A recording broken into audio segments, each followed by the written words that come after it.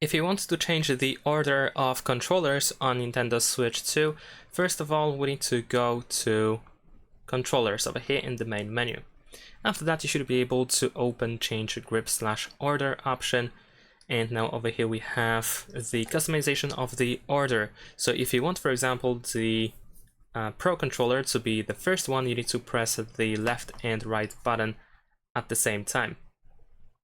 There we go.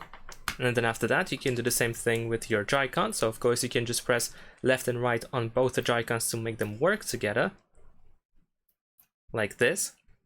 And of course you can also disconnect them and use them separately. So this can be one controller and this can be the second controller. If you actually want to do that, then of course we can just go back. Let me actually reorder again. There we go. And this time what you can do is we need to use these buttons over here. So we're gonna press both of them at the same time. There we go. And then on the second Joy-Con. And now we have 3 controllers in total. So that's about it. Thanks for watching. Leave a like and subscribe.